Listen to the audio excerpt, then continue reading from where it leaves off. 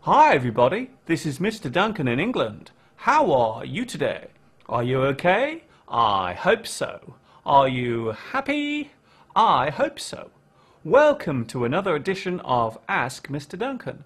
Once again, I have a small selection of your email questions to answer, sent in to me by you.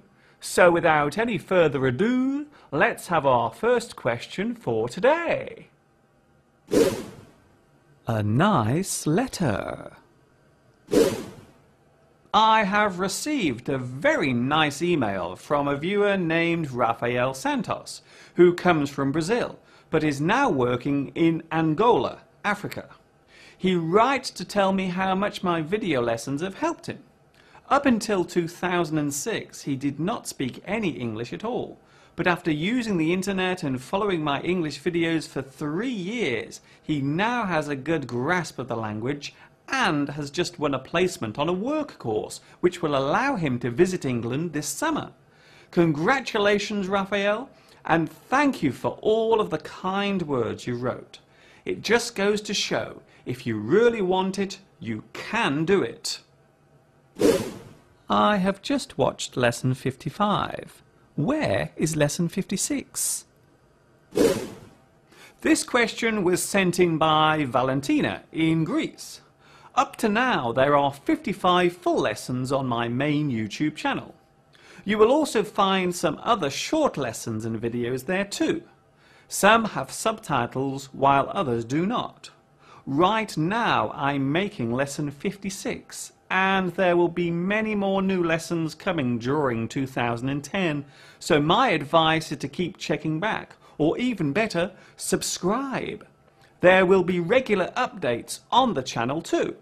Of course, you also have a new episode of Ask Mr Duncan to watch every week too. Thank you, Valentina, for your question.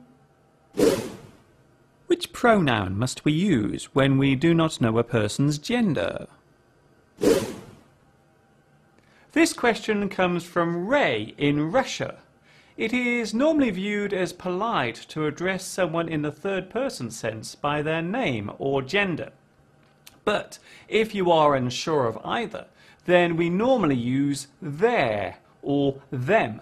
For example, their letter was very interesting. I would like to write back to them. We can also use the possessive whose.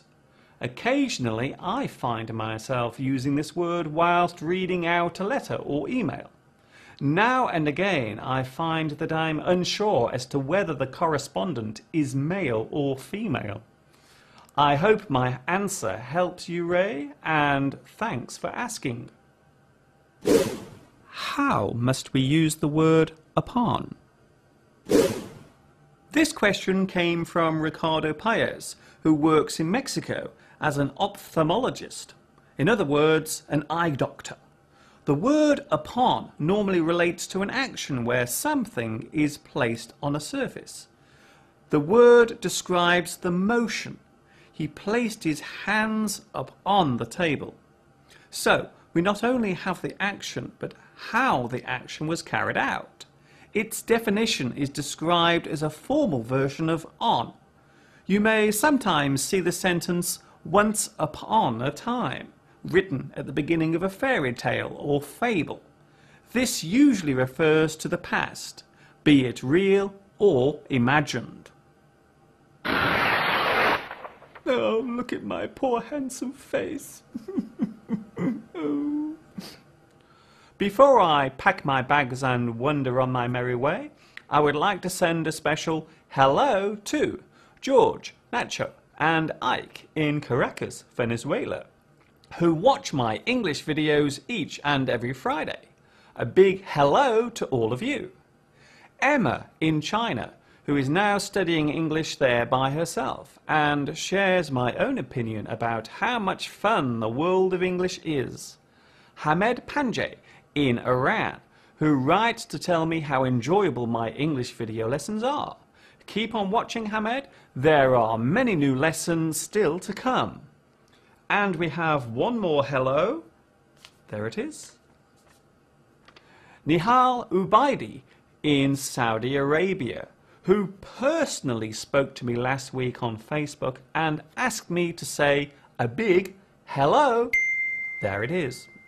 That is all from me for today.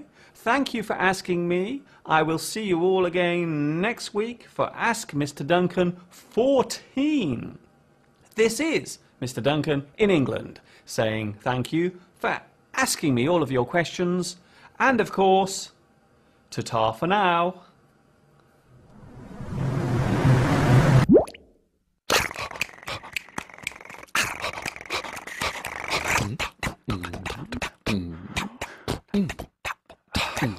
Mm.